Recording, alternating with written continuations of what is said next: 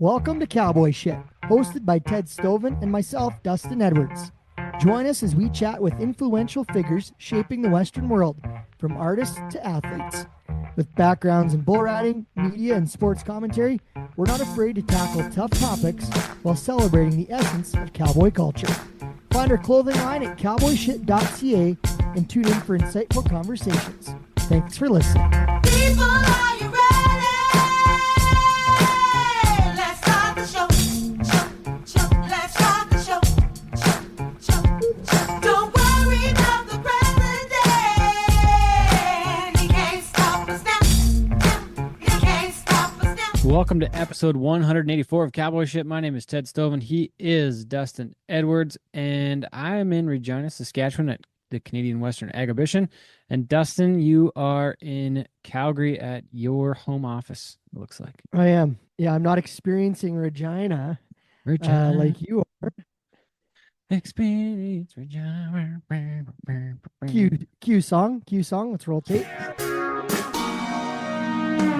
Regina, experience Regina. Regina, experience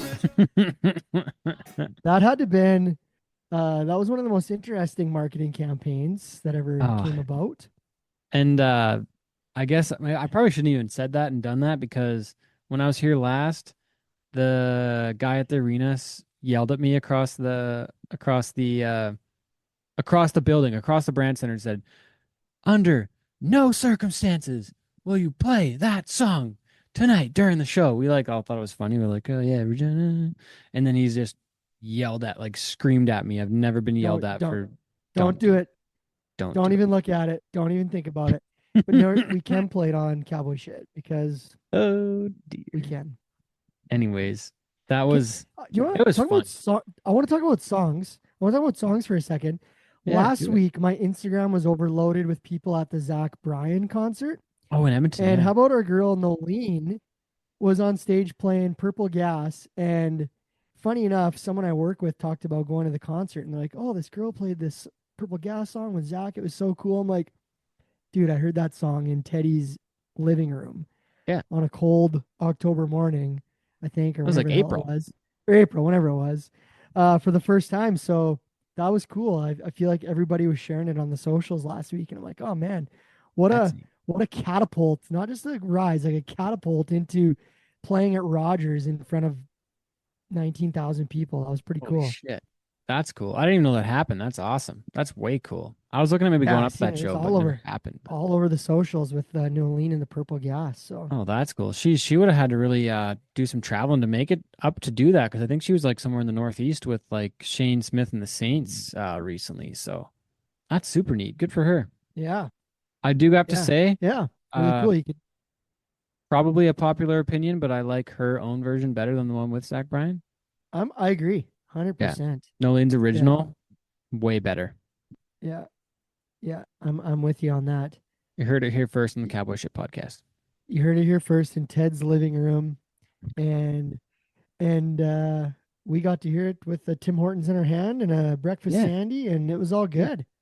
And I gotta say too, I might be kind of calling her out a little bit, but she was so nervous she had to stop and we had to restart because she was so nervous. I was just gonna say that. So Nolene, credit you. You were nervous in Ted's living room, and we had to start and stop and start over. And Yeah. then you went up and played in front of 19,000 at Rogers Place. Yeah. I'd say you've got a handle on it. Yeah. Isn't that wild? Anyway, super sweet. Such a nice girl. I'm super happy for her to have some major success this year and kick Yeah. some serious ass. So love to see it, Nolene. Keep rocking and rolling out there. Yeah. Okay, I just wanted Dustin. to throw that in because it was Yeah. popular. Absolutely. Yeah. Well, and I'm looking forward to the Maple Leaf Finals Rodeo out here in Regina. We got 4 days of rodeo starting today. It's a Wednesday night start. 4 rounds of competition, $120,000 in payout. A lot of big names. Graham Stewart and I in the show talk about kind of do a little bit of preview, go through all the different events. He's part of the rodeo committee out here, so we kind of go through that in the show. But yeah, looking forward to that. There's a lot of great events here at Agribition. Tuesday night bullfights, and yeah, this is gonna be a great week out here. I really enjoyed speaking to a group of 4-H kids on Sunday night. Flew over here Sunday morning and started did that little speaking engagement for anyone that needs a speaker for PJ, anything. personal jet, folks. Oh, Just yeah, that was fun too. Thanks to Bree's dad for lining that part up. Ted rolled in his Neat own ride. personal jet to Regina. No big deal. It wasn't mine. What was the I in-flight didn't movie? book it. In-flight movie was actually writing in my journal, writing up my goals for the next year. No in-flight movie. I just What what was the first goal? To ride in this jet more often. okay. You know what's a funny story about that though? Like, kind of just I talked to the kids like so. Had this little bit of a couple things that I talked about. I talked about like I talked about behavior, so I thought that was kind of something that might be a good conversation for the kids. Are all between the ages of 16 and 21. So I talked about different behaviors that people could adapt or be willing to try out or commit to.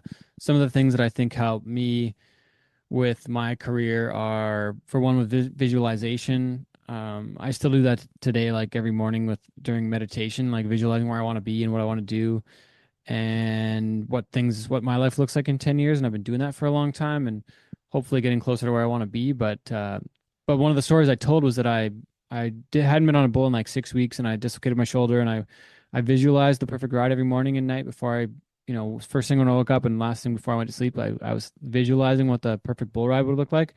And then the first one I came back and rode was in Jasper and I was like 91.5 points.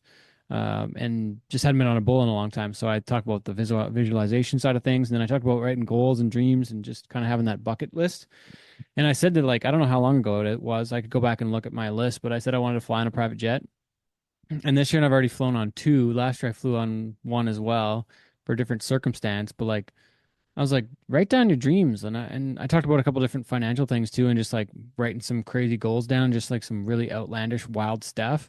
Because you never know what'll happen. But like, I never thought I'd ride on a plane. Like I like do fly a lot, but just kind of some of the places we end up getting to and some of the stuff. But like, yeah, why not dream a little bit and write it down? Because you never know what'll happen. So yeah, never know. And that Don't is be afraid to think Ted's big. TED Talk. Literally. I also talk about I got to give a shout out to Sean Morton about the topic of failing forward. And I know you and I have talked about this before too. But I talked about failing forward and how I just like literally have learned the audio business by doing it and having epic fails many, many times where the complete sound system has died. Shit's gone really sideways. And I've learned how to get through a lot of stuff and trial by doing a lot of it and learning by fucking it up plenty of times. Was that you and or me and Sean in Towfield where the power just went out? That was you and me. Somebody kicked a Yeah. breaker up. One of the camera guys fell on a breaker. Yeah. Yeah. Yeah, and that's such a big thing. I love the term failing forward. I use that so often. I find that's like I don't know, that's kind of the way I kind of live my life. Yeah, do it. Lots of fails, but keep rolling. Right? Uh, but a lot of the stuff we ended up doing was a bit of some active learning where I got the kids to stand up and find a partner and share their goals with somebody else and then share with the group and kind of got them up and interacting, moving around. It was up to dinner, so I kind of wanted them to not just sit there for 25 minutes. So we did some similar stuff at That's cool. did some similar stuff spring training programs with the sports medicine team. So I wrote down another goal that I want to speak 5 or 6 times next year. So I'm not sure where I'll might be next year, but I hope to do more of that. I enjoy it. So hope I get to facilitate a bit more in So 2025 if you're out there and your children need motivation for and they activities need advice and activities, Ted's for hire.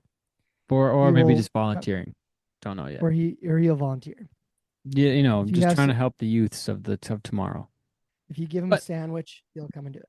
they did feed me, so I was happy. Uh, but I enjoy doing the speaking We thing, can so I hope I circle get to do back. more of it. Anyways, yeah, Maple Leafs Finals Rodeo, Wednesday to Saturday here in Regina. NFR starts next week while the show's on. I have an illegal gambling ring that I'm part of. If you want to do some betting on the rodeo, we have a daily pool that's off the record. But if you call me or email me, I'll let you in on the game. I don't run it, but it's quite fun. Seems you're gonna say something, and it but I don't know doesn't what you're gonna involve say. chickens or a back alley. So Yeah, it's not that bad. it's not cockfights. It's just betting on the rodeo, but it's fun. It's a pretty good game. All right. So, So yes. Ted will be a motivational speaker to your children, and then he will conduct Hey, illegal gambling when it's all or possible adults. I mean, whoever wants to play ball. all right. But All right. yeah. Anyways, yeah, Maple Leaf finals here. And like you said, NFR starts soon and just finished Lethbridge last week. And you're gonna be in Dawson Creek on the December 7th as well with the Alva Bull. Yeah, we're heading up to Dawson Creek, so an annual trip up there. I'll be flying up with our friend of the show, Brett Gardner, Oh, nice. and Sean Morton will be up there. So yeah, good crew up there. We just wrapped up last week the BRC finals Yeah. with Sean Morton um, and Jonathan Cole, Dom Sanamon, and the mic. So that was a fun little weekend. So yeah, just still getting a little bit of taste of some rodeo and bull riding action here in the winter months, which is always nice. Hey, and we got to say too, you met social media manager of Cowboy Shit, Claire Sunshine as well. She was part of the BRC crew. She was, yeah. She came up and looked after all the social media, and she was great. So it was a little cowboy shit crew up there, Love it. and did an awesome job. And they rode a shit ton of bulls too, which was Yeah. really cool. It was all 8 guys in the short round on Saturday got in on 2, and they ended up having 4 guys riding 3 for 3, and Right on. they just kept one upping each other, and they went from 3 to 1, just rode their way to the win. So it was pretty cool. They rode, Awesome. I think it was 31 out of 45 outs they rode. Holy So shit. it was pretty cool. It's Yeah. a ton of rides. Yeah. Well, and it's really congrats good. to Tyler Craig on the win in Lloydminster too. And yeah, hope Dawson Creek goes great for you guys. Hope the roads are okay. We finally got the snow. The winter is among us here in the Northland. She's among us. She's fucking here, boys. Yeah. That's a shit ton of snow that fell down this weekend. Winter's here. I had to shovel like 6 Winter's here. times. The one part about living in a condo is I just boogied out on Saturday and didn't have to shovel any snow anymore. It's kind of nice. Um, You haven't shown any snow as I at was all. You embarking haven't on shown my any snow at all. No. I was playing Uncle this weekend, and I went to the rec room and the Flying Squirrel trampoline park. So I'm a little sore today. How many injuries did you have? I got bruising on my ribs. My knees are completely gone from the water slide. Uh-oh. Which water slide? You didn't talk about water slides. There We were water slides sliding at at the hotel as well. the Sheraton Um, Cavalier? We were at something over by the airport, Holiday Inn, maybe, that had a water slide. Oh, okay. So I was showing the kids how to, break Cowabunga. land speed records and Superman off the slide. And then of course at the Flying Squirrel, I played dodgeball against 14 6-year-olds and did the climbing wall and the rope and the whole thing. So When did There you was- dress up there as a was all- spaceman? that was on Saturday night. My nephew told me that he was having a space themed party. So they had little cupcakes with astronauts and some space themed tattoos. It was pretty chill, but I figured I should get a astronaut suit. As you can see here, it's right beside me. So I surprised the kids by dressing like a NASA astronaut, and much to no one of the adults' surprise that I came out in an astronaut suit, my nephews were quite thrilled about it. So Oh, that's awesome. yeah, What's it's the cool. Wasn't there a thing where Bubbles from the Trailer Park Boys dressed up as an I astronaut? think so. Yeah, that's ringing a bell. So yeah, That wasn't the green when he was the green bastard. That was something else, wasn't it? that was another one. Yeah. I'll have to pull some clips and figure out when that Oh was. shit. Yeah, We got a it's lot all of good. got a few shows we're gonna record this week too, so it should be a lot of fun the next few weeks. And got one for sure lined up that should be pretty fun in Vegas. Dustin, I don't know if you're gonna get down there or not, probably not, but yeah, fun couple weeks coming good. up. Fun couple weeks coming up, and thanks to Graham for having me over. It was a lot of fun to catch up here, and hope you all enjoy the show. Once again, this is Cowboy Ship. My name's Ted Stovin. He's Dustin Edwards. Thank you for joining us this week. Make sure to always save us, watch the episodes, listen along, and check out the merch, cowboyshit.ca. All right. See you later.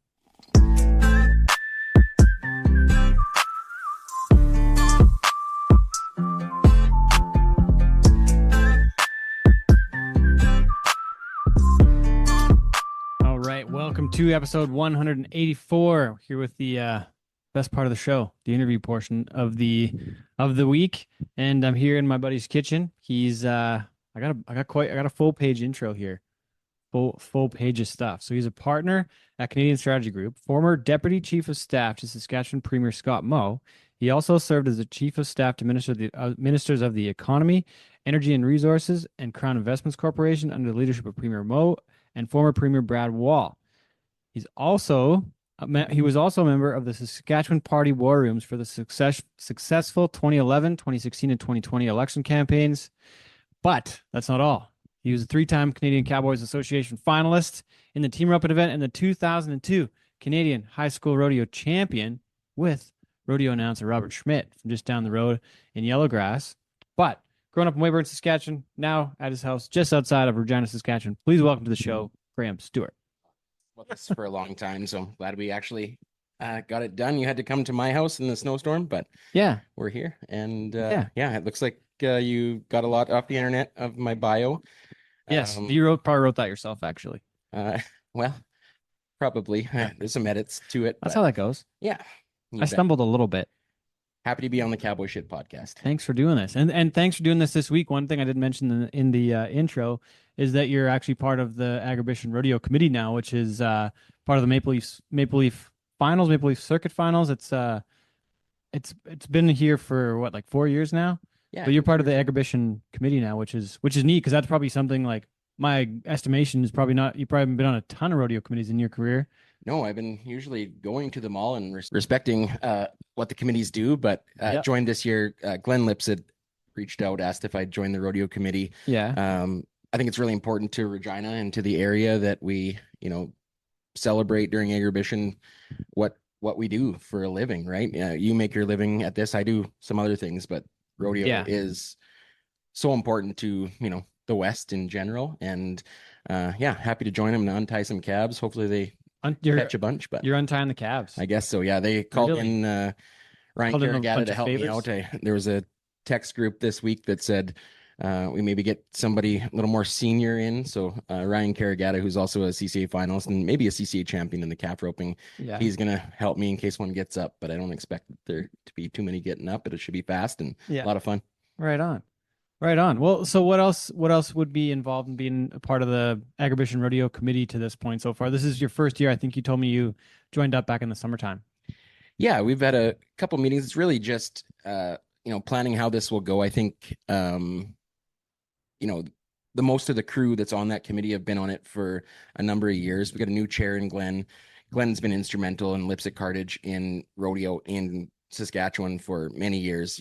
A sponsor of the pro rodeo side, the PBR side, and the CCA, which is near and dear to my heart. I spent a lot of time on the CCA board, and Glenn's been there throughout, a CCA president in the past as well. So when Glenn asked, I happily joined. There's a great crew there, so we all have got our jobs, and I think mine's untying calves and figuring out what else is needed to do. First time, so we'll see. I think I haven't really seen the list, but one of the other people that I know that has been, or well, I think I can easily say has been part of the committee for a long time, is Dale Claypool too.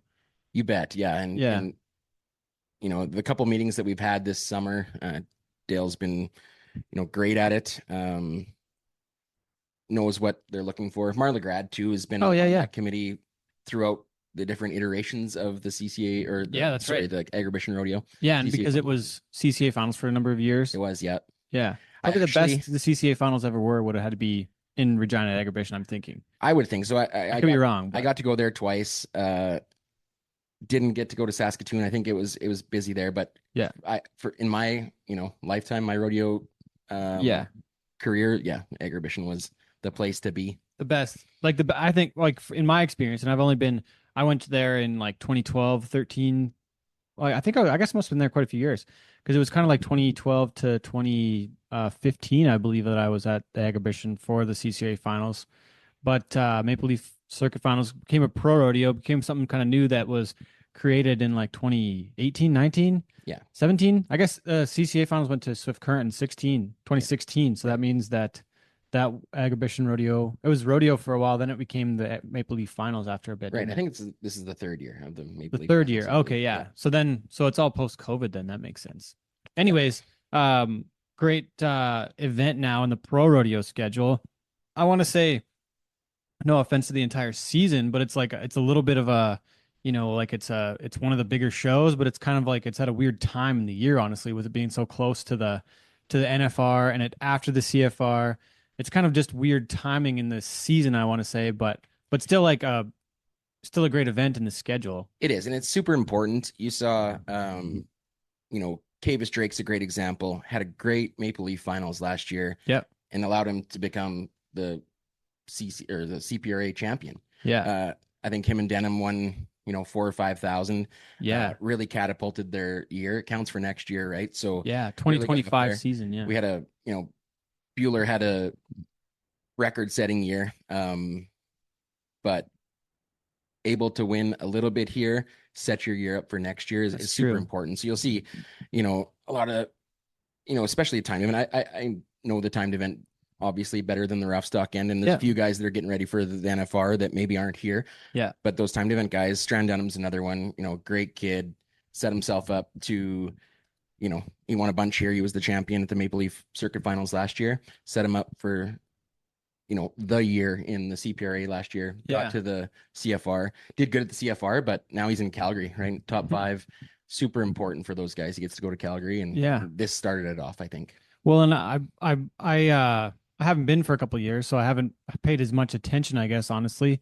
But now that I'm thinking about it, there's no other rodeos that pay this much throughout the season until you get to the summertime. Like this is one of the biggest checks of the year, but it's in November.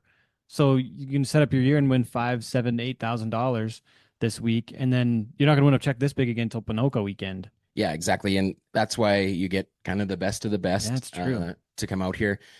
The rodeo is going to be great. I think you can get the tickets online for Yep. the rodeo right now. There's still some available. I think Friday and Saturday are getting close to selling out. Yeah. And this show's coming out on Wednesday, the 27th. So first perf is tonight Yeah. on Wednesday. So Wednesday, Thursday, Friday, Saturday. It's 4 rounds. You're going to see the same contestants the entire week. Yeah. And there'll be Yeah. gunslinging. It's Yeah. that chance to. It's a new rodeo every day. You bet. Yeah, great format. Like that's one of the things with the marketing side of rodeo that I think it's important for a place like this. If somebody's going to be a casual fan, they could go to Agribition for 1 or 2 days, but they're going to see some of the same names and see some of those same people. And I think on the marketing side of that, it makes a little more sense than having somebody different every single day, where they don't get to really like, oh yeah, guy might come here for 1 day. It might be better for some of the contestants to go for a 1 day, 1 header, but it's way better for the entire show to have it be 4 days of the same folks. Yeah, you got the best in the CPRA here. Yeah. Which is great. I think it's important to note that there's different type of rodeo fans. You and I both know that. True. There's ones that are coming because it's Agribition Rodeo, and that's what's happening this week. So you get your tickets for Friday night, and you go party in the dirt after. Yeah, what does But that look there's- like? Or sorry, you go ahead But first. there's the actual hardcore rodeo fans that you want to come and see, guys that are gonna go to the NFR. Yeah. Lucas Moxa, for example. Yeah, there you go. A local guy Getting close. living not far from where I'm at, where I grew up in Weyburn. Guys that are gonna be at the big show too. I think you're going there too, aren't you? Yeah, I'm probably gonna make an appearance there at some point in Lost Wages. Should be a fun time. But there's a ton of top contestants that are gonna be at this event that have been to the big show before in Vegas. Like Leighton Green's been to the national finals before. Cole Ashbacker's been to the NFR as well. And just in the bronc riding event and the bareback riding, you got a ton of great names. Cody Lamb, who just won his first Canadian title, just in Edmonton there a couple of weeks ago. What a Just show that Clint, was too, Clint eh? Lay. Yeah, absolutely great to see the CFR back in Edmonton. That was totally huge. You got, The house that Connor built, but right, McDavid. you bet. Yeah. Then in the bull riding, you got Canadian champion William Barrows just coming out of Edmonton as well. In the bull riding, Jared Parsonage looks to make his return. He got hurt in Grand Prairie a couple months ago now on the PBR tour.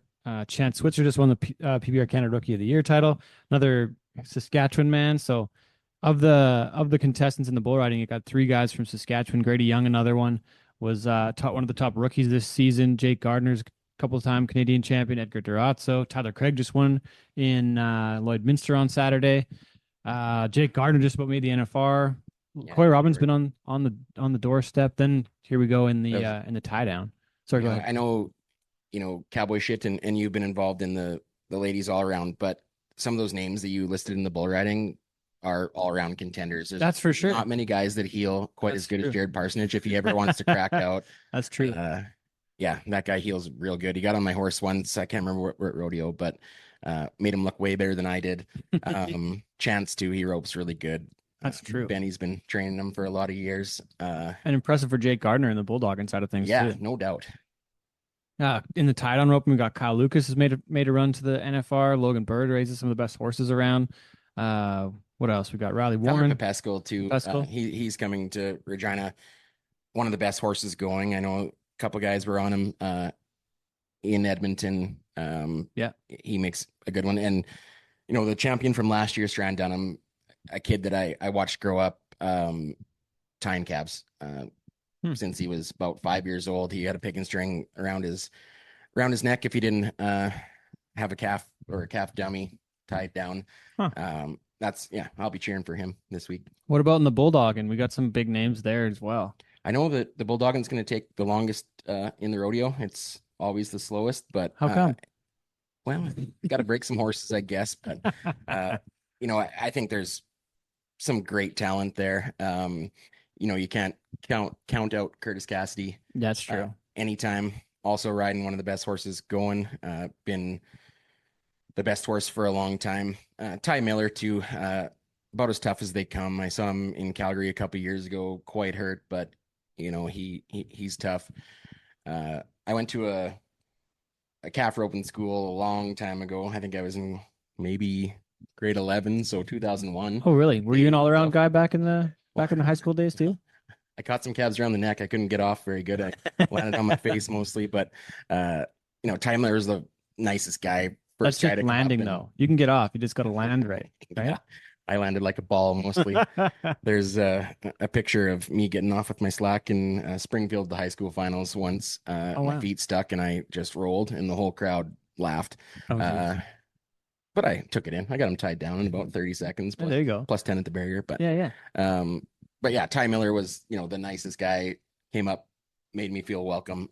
Always cheering for that guy too. Well, and then I got to mention Scott Ginther sneaks into the NFR, barely went down south all year, and makes another Wrangler NFR. Stephen Culling also going to be at the Maple Leaf finals. So Yeah. some great competition. Tanner Milan, former NFR qualifier as well. It's, you see things like Pinoca making such a difference in those PRCA standings, right? That's Scott, true. I don't know if there's a minimum you have to go to, but I bet he's made There it was. on- There was a minimum for the bareback riding when Jake Vold was going to like 25 rodeos and making the NFR, and then Yeah. finishing second in the world that one year, 2014, I think. Yeah. He finished second, and I think he went to 36 rodeos or something, like barely made the minimum. It's wild. If Guy that won at one went to 125. you're that good, let That's him in. true. If you make 11, yeah, I agree. Barrel racing. Oh boy. I don't know a lot about the barrel racing. Should probably get Jane over here Some for those, experts. but Yeah, need to get an expert on for that part. But still gonna be great competition the whole week. You got You bet. big names. Taylor Manning. yeah, Taylor Manning has been a force to be reckoned with. Carly Cowie, yeah, she's won the average at the CFR before. Yeah, Brooke Wills, Jaden Wilson, Renee Leclerc, Lisa Groves, Pam Morrison, Blake Molly, Lisa Zahara as well. So Yeah, Yeah. it's going to be fast. It's going to be exciting.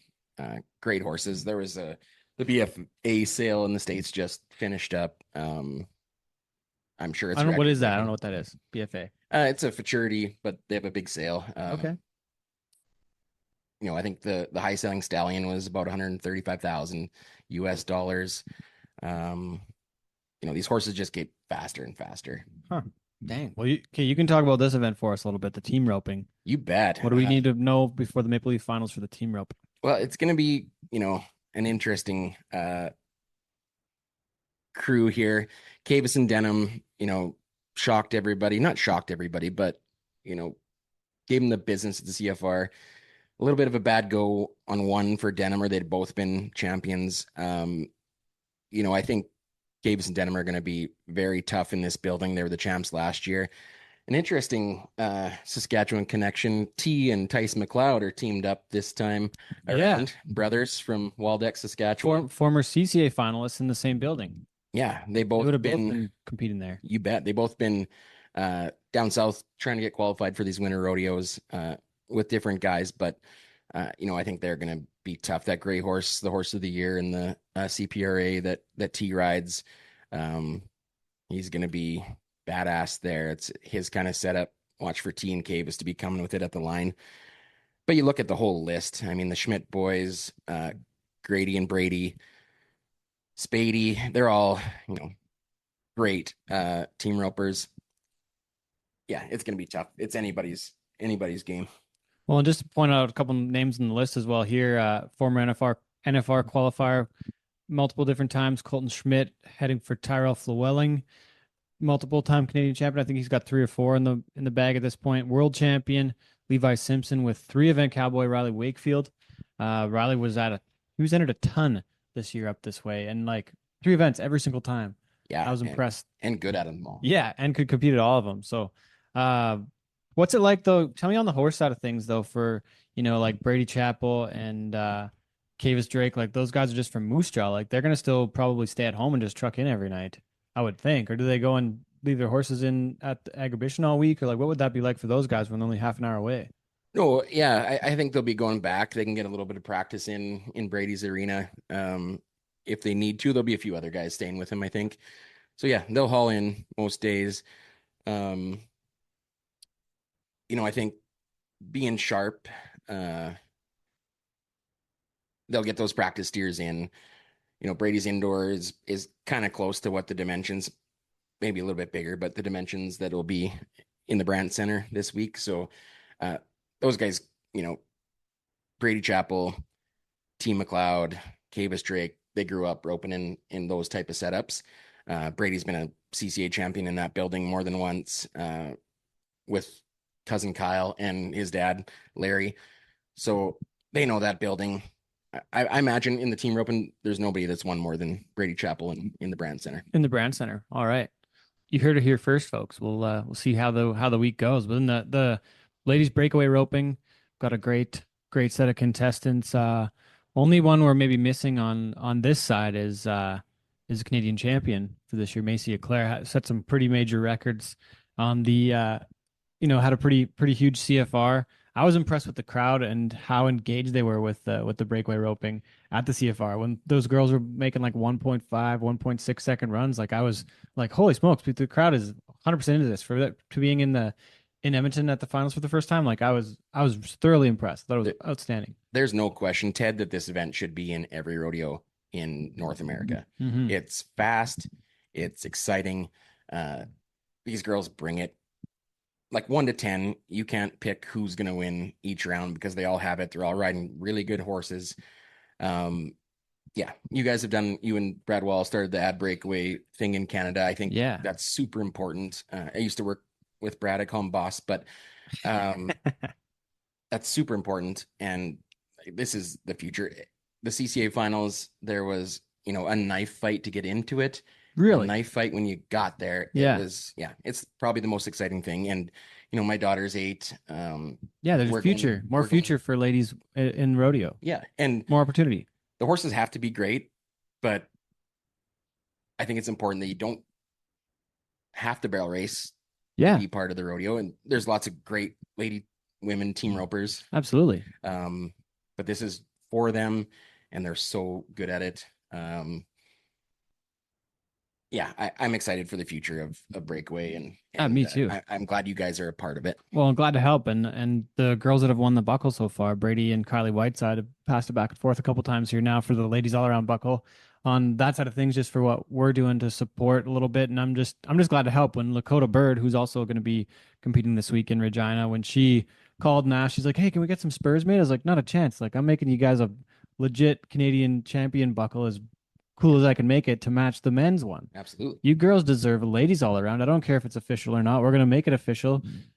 Like I'm just gonna do it and ask for forgiveness later. I don't care what the rules are. We're just Yeah. gonna I'm just gonna make it. We're just gonna make it happen, and then we'll figure out the details later. But Well, we're it year was- 3 now, and it's a little more official. I remember first time I ever presented it this year, so trying to give it a little more awareness and give it a little more what do you call it? Like a little more formality. Like I'm Yeah. just trying to help out and make it a thing. Oh yeah, and I think it's super important. And the CCA finals always has an all-around champion. For the first time ever, it went to a woman this Yeah. year. But so the trouble with the CPRA one is the breakaway is not a major event yet, so they can't technically call it. Like it's a little bit gray still, so we have to go through the hoops and figure out what the logistics are to make it official in the rule book or whatever. But Yeah, you gotta- anyways, you gotta we're start it. unofficially putting it on, and You bet. we'll get there eventually. Yeah, Anyways, you but bet. yeah, And yeah, congrats to the McConnell girl that was the all-around champion at the CCA finals. yeah, that's outstanding. I didn't even know that happened. That's yeah. really cool. Well, because even Lakota, like when they first brought the breakaway into like High River, like the Guy Weedick Days Pro Rodeo, Yep. the C5 crew, got to give kudos to them for bringing the breakaway in. And Maynard and Shauna and Lakota and Logan, they brought the cattle for it, obviously, and they donate the cattle a lot of places on the breakaway side of things. But Lakota won the all-around title there one of the first ones. So I just, that was the same year that I think Nellie Miller won like the all-around at Red Bluff too. Right. It was kind of one of those first kind of years. So anyways, It should be at every rodeo. yeah, for sure. just a matter of time, I think. It's exciting. Okay. Let's talk. So once again, this week, agribition.com, get your tickets for the rodeo. There's just a ton of fun stuff. So if you're anywhere close by, if you haven't been before, come check it out. Hope to see you there. I'll be doing a few things around the area. So give me a shout if you're coming down. Hope to catch up with you. But Graham, let's talk a few more things. Let's go. I don't know where we should go next, but I mentioned Canadian Strategy Group off the bat. I got to ask what you guys do exactly. Like I know a little bit, but I think the average listener on the show probably doesn't know what you guys do yet. So give us a little background on CSG, how you came to be there, and we'll Yeah. just talk on that a little Yeah, bit. you bet. I spent just about 14 years at the Saskatchewan legislature. A privilege to serve both Premier Brad Wall, Premier Scott Moe. In 2021, I decided to move on from working in politics to working, alongside politics. So Canadian Strategy Group does public affairs and government relations. That is a lot of words. We like to call it consultants, but really we're lobbyists, representing nonprofits, companies, really anybody that's trying to get something done with government and doesn't maybe know the right path to do it. We're not a dating service. We don't set you up with a meeting with the premier or the minister, but we develop strategies for you to fulfill your goals. Some of that maybe a mining company that has to get through an environmental assessment, which is super important. I mean, we like, But it's a regulatory thing. Like for me, like I wouldn't know where to start. Yeah. Right. That's part of it. Like even so, I had something come up this year, and then I called you. I was like, Graham, like I don't know. I know there's some government funding involved in this event, and there's some stuff that I don't really agree with, and I called you. I was like, hey, like I don't know how this works. So I called you, and you helped me navigate through it and figure out what the best course of action was to understand government, because I just don't know it. So I called you, and that's what we do. And yeah, like I said, some of that's you worked in it for 15 years. Like you know the structure, the people that are in the business, who to call. right.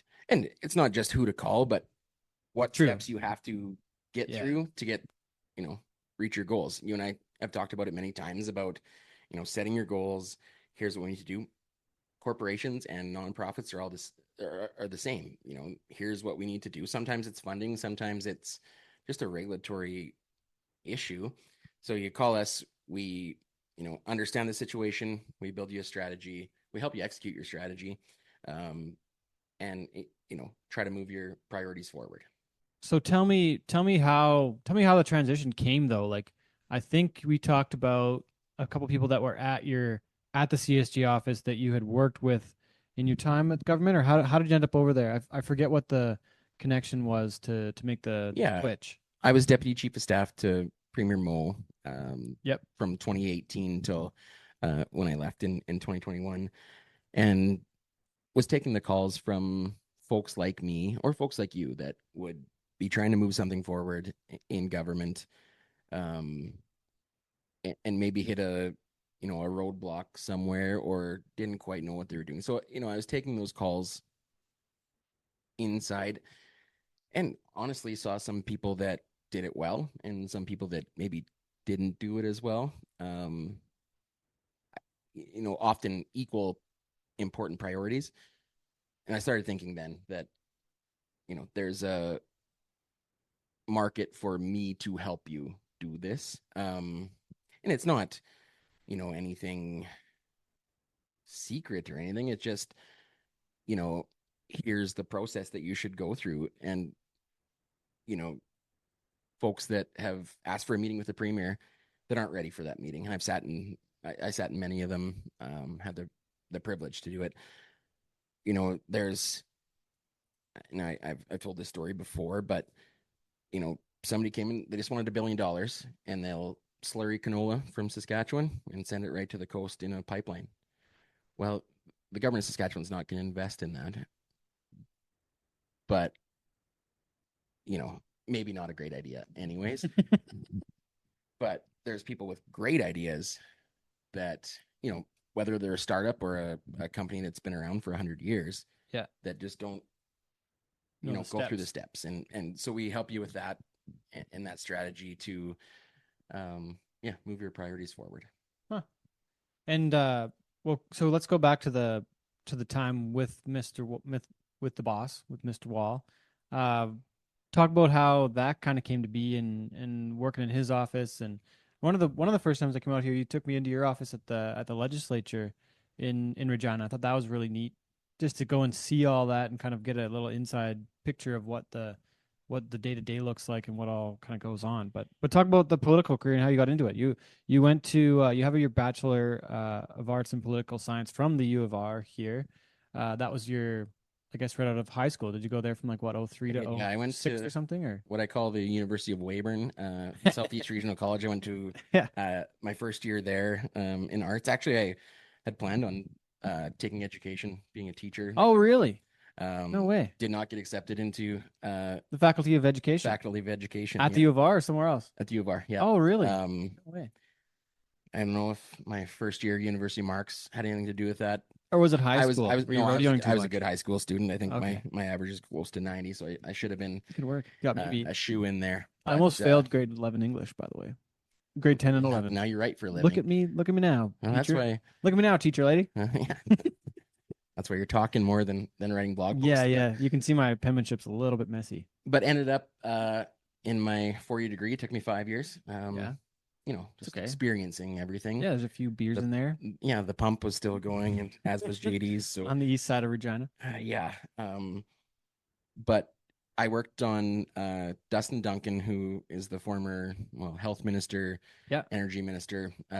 Recently didn't run in this last election that we just finished here in Saskatchewan. But congrats on the win, by the way, for the Saskatchewan party once again. You bet. But Dustin ran in a by-election in 2006, and I helped him on the doorsteps and in the office there. And then the general election in 2007 was when the Sask party came to power. Him and I and a cowboy from the south, Murray McGilvery. Okay. We hit a pile of doors, and that was right out of college then too, right?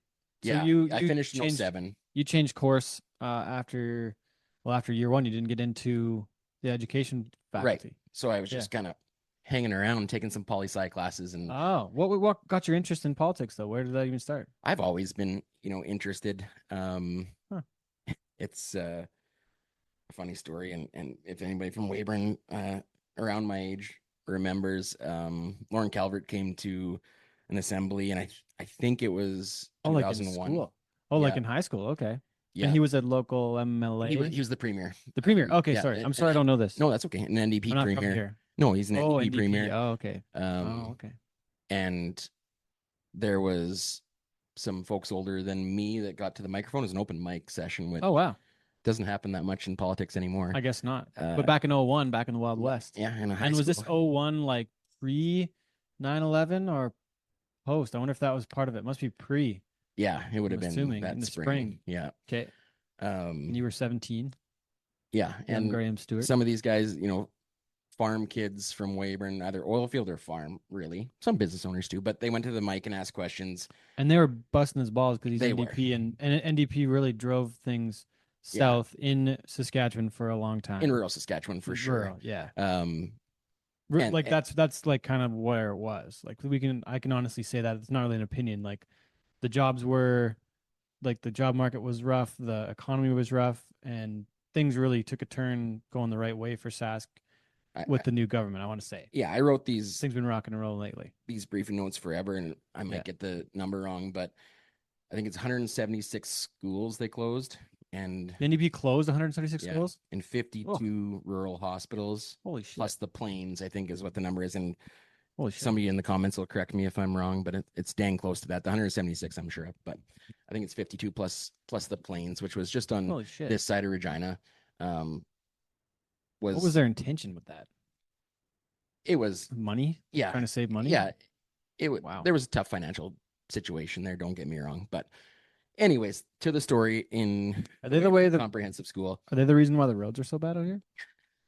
I think it's partly geography Oh, okay, and her fair. geology, I don't know which one, Yeah, fair. and partly Lack of the public NDP funding? actually told folks, and my good friend Yogi Hugabear, who's passed away, but they said, well, fix your own highways down in the southwest. They said fix it yourself. Yeah. Wow. If you want it fixed, just go fix it. Oh gosh. But Okay. to the point, Moving on. Sorry. Premier Calvert, who I've met and I respect, got booed in the Weyburn Comprehensive In your high school high school when they Yeah. introduced him, So you knew boy. things were starting to shift at that point. and he still took questions. Yeah. Wow. Well, it was Kudos after, to that. after the questions is when the booing started, and then we had to Oh. have a second assembly the next day to get lectured on To not how boo you in the- don't do that. Fair enough. Who started the booze? Can't. Not we me. won't say. We won't Not say who me. started them. I got a couple ideas, forget it, but Oh man. But when you come to a place of like agriculture and oil field town, and you're the NDP premier, like you probably had a feeling. yeah, but there's a statue along the river in Weyburn of Tommy Douglas. That's where he was from, and Okay. he's the Fair enough. former premier. So that piqued my interest, I think, working with Dustin on these campaigns and seeing his vision for the province. Also, he actually was a staffer in the opposition caucus for the Saskatchewan Party Okay. before he ran, and he's like, there is a job in this in the end if you want. And I was like, holy cow! I was planning to. And you were like Work with- 22 or 3, Well, just out of school. yeah. Well, I was still in school. Oh, in okay. At that point. 06, yeah. Well, I took Oh, an wow. extra year, right? Oh yeah. Sorry. experiences. Getting my timeline off. No, that's all right. He's like, there's a job. So That's I really cool. finished in May of 07. There was a general election in November that year. And That's Okay. when Premier Wall was successful, when the Saskatchewan Party won their first mandate. Yeah. Now 5 after October there you go. 28th. There you go. So yeah, I started working. He was a staffer in the caucus office. That's where I started to. I credit Dustin for Right a on. pile of it. Yeah. Yeah. One of my honestly heroes in politics, and politics is so tough, Ted. You probably get shit from stuff you say on the podcast. I'm All the time. guessing I will too. All the time. But these guys, Yeah, you'll get a little bit for sure. these guys as the health minister, pretty as good, the though. minister of energy and resources, minister of crowns, Mm-hmm. at the grocery store, you're going to pick up milk or Then you get trouble milk then too. replacer for your kids, and somebody catches you, and there's lots of talk in especially online on X, I guess, if Yeah, you wanna Twitter. take that on Twitter. Yep. And you see memes going around about politicians are paid too much. I don't know about that. Try For leaving the amount of shit you try take, leaving your job and taking shit no matter what you in your do. job, but No at matter the what you grocery do. store too. I mean, Yeah. I've known many of them on both sides of the aisle, the NDP, the SAS party, others in Alberta, and there's not enough that would make me want to subject me and my family to some of that. And people are so crazy on Twitter. They think they can say everything. anything. The Jason Kelsey thing the other day where he smashed that kid's phone. Well, you can't talk so much shit and not expect some repercussions, right? I mean, you can't do that as a politician, but I Thank I'm you for keeping caring Dusty. enough to share. That's what Keenan told me about people and their feedback. Yeah. Thank It's a- you. Yeah, I yeah, like that. thank you for caring enough to share. Right? Yeah. That's what- There's not a lot of replies to that. the social media guys for the premiers and other ministers, that could be a response. Yeah. Thank you for caring enough to share. Yeah. Man, yeah, I never thought about well, there's a bunch that could go that way. We got to talk a couple of stories there, and just I guess getting to be friends with Mr. Wallach and getting to be working with him, and then being part of his crew for 3 successful elections as well. Or sorry, 2 with him and then one with Scott Moe, correct? Yeah, I mean, I started after the 07. He won Okay, in yeah. 07, 11, and 16. Yes. So 2 with Brad and then 1 with Scott. Yeah. Yeah, essentially. Yeah, you bet. Yeah, Brad's a great individual. Yeah. Always kind of wanted to be a cowboy. Yeah. He's becoming one now. Him and Coulter. Has a bit more time on his hands to be able to do that now. Yeah, he gets shit all the time that he, quit being premier and moved to Alberta, but he still lives in Still lives Southwest in Southwest Saskatchewan, You yeah. bet, Cypress Hills. Cypress Hills, yeah.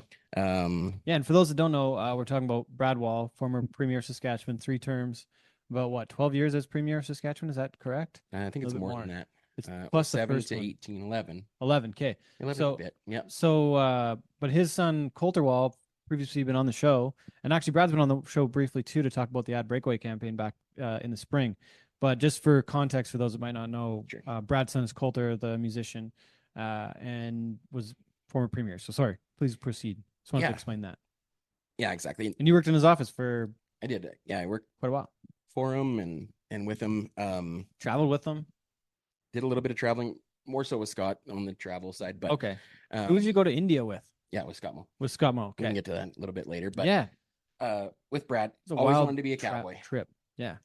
Talked about it. Now he is becoming one. They run yearlings down there in Cypress County. The last few days that he was in office, we were roping a chair in the premier's office, which is pretty cool. Yeah, one of the best things in my life. You serve. Lots of people probably have watched West Wing and others. You serve at the pleasure of the premier, and it really was a pleasure. Yeah, Brad had a very strong path for Saskatchewan, and I think he delivered on that path. Scott took over when Brad stepped away in the fall of 17. We started a leadership convention. I helped on Premier Moe's leadership campaign. There was lots of people helping. I'm not saying I played a pivotal role or anything, but I believed in him, as did most of caucus. And he was, I think it was January 26th. I might be wrong. He was right there when he was when he officially won the premier's office. Okay. The premiership. Yep. And the leadership of the Saskatchewan Party. And I started working for him then. Had great opportunities. Saskatchewan exports the majority of what we produce. It looks pretty snowy out here right now, but that was a pea field and that was a canola field. Wonder where in the world those went to. Yeah, it'd be Kind of interesting to look. Oh, really? It is. Yeah. Oh, wow. Some Feeding the world out of our backyard. It is. Yeah, and that's Really? what it's so important. And there's lots of criticisms. We talked about politicians' salaries, but there's criticism about travel and budgets on traveling. Well, when you're selling canola, lentils, uranium, Potash too. potash, all to India, Mm-hmm. the leader of Saskatchewan should go to India. Yeah. Alberta's been doing it for years. They've got offices around Saskatchewan. In the last, I think 7 or 8 years, have started having offices. Well, sometimes we share space with Alberta. Yeah. But it's important to be there. So yeah, I had the privilege of going to Beijing with Premier Moe. Oh, right on. Representatives from Mosaic, Cameco, Potash Corps, Nutrien. We went and we're representing Saskatchewan, selling products. They, these big companies and little companies do business there, but you know, that government to government conversation is important. So, you know, I would never make any apologies for budgets from Alberta, BC, anywhere on this Yeah. important issue of trade. It's our Well, biggest thing. the amount of business, like if we can't sell it all in our home area, then it's got to go somewhere. It's literally one of the best places to produce these things in the world. And another one big one It that's is. coming up is lithium now too. There's a lot of like lithium's becoming a big thing in the Saskatchewan area too, isn't It it? is, yeah. Yeah. With the amount of batteries that we're gonna have to produce to run all the electric cars, we're gonna need some lithium. Yeah, for sure. Yeah. And I worked with Prairie Lithium, now Yeah. Arizona Lithium, for years, and you know, an important resource that's becoming more and more important, especially with the geopolitical issues with China and Russia now. We need to produce those here. Absolutely. You know, we should build the batteries here at some point too. I'm guessing, you know, I'm guessing there's a federal change in government happening, so maybe it won't Hopefully. be quite as Quebec focused. Hopefully. But either way, this resource is here. It's plentiful. And guys like Zach Maurer with Arizona Lithium have found the best way to get it out of the ground with, you know, very little environmental effects. Yeah, Yep. impacts. We're not strip mining it. It's coming out on a wellhead, kind of like Yeah. Like it's kind of already oil out of the gas ground. It's plants. more processing, I believe. Yeah, If I exactly. So and the process properly. so yeah, that's going to be a big one. Rare earth minerals in general. Yeah. There's others. You know, the first copper mine in Canada is being built by Foran Mining in northern Saskatchewan right now. Copper mine. Yeah, Really? We've never had a copper mine in Canada before? there hasn't been a new one built for I think 50 years. No way. Dang. This is interesting. What else can you tell Dan me? Meyerson is leading Foran Mining. Yeah. Also a client. I'll disclose For that. but, CSG, okay. yeah, we Dang. went through this all, and they're going to be operating hopefully the end of next year, but probably in 2026. No way. Great economic driver for the area. Well, in northern um, Saskatchewan, like what's the access like to get it out of there after? Like how far north are we talking? I don't know a ton of the geography, but It's straight west of Flin Flon. Flin Oh, Flon was really? a copper mine Oh. for a lot of years. Cool. Hud Bay Mining Co. okay. owned it. Yeah. This is just a new deposit. Right on. Hud Bay is But you got it's Closed access through Flin Flon? yeah. Is that- if you 'cause- fly in, you fly to Flin Flon. Okay. Otherwise, you drive to PA. Yeah. See our friends the Burns, and Yeah. then Keep going north. header yeah a And little further bit east. northeast. Huh. Dang. So like straight north of Nipawin or what? No, straight north of like East. Yorkton. Yeah. East Yeah. and north. Oh, East. interesting. Huh. Sorry, this is a little bit of Yeah. Saskatchewan geography for us now too. Draw a map here. Yeah. What else? What else can you tell us though? What else? What other new stuff you got coming up here, Graham? Or what other stuff is in the pipe for Saskatchewan? I guess or Alberta. Some of the stuff you're working on that we might not know about. Well, we Now can I'm talk- curious about this. We can talk a little bit about like the election that just happened Yeah. in October. Yeah. You know, a substantial shift in politics. The Saskatchewan Party won, I think, 34 seats, Yeah. all outside of the major centers, Regina and Saskatoon, except for one. Yeah. Ken Cheveldayoff was successful in Saskatoon, but you know, a pretty significant rural urban split, I guess I would say. Okay. Which is pretty prevalent most places these days. I want to say like Edmonton's pretty orange and Calgary Yeah. is relatively I orange. think they and call it Redmonton. Redmonton. Oh yeah. Um, It used to be. Now it's yeah. Anyways, yeah. I know what you mean. But you know, a significant shift, 27 seats for the New Democratic Party, and they worked for them, but most of them are close. So there's been a lot of talk in the media about a rural-urban divide in Saskatchewan, and it looks like it on the map, right? Same with Canada though too. yeah, if you look at it, I mean, there's the two northern ridings that the NDP won. The rest are all in the big cities.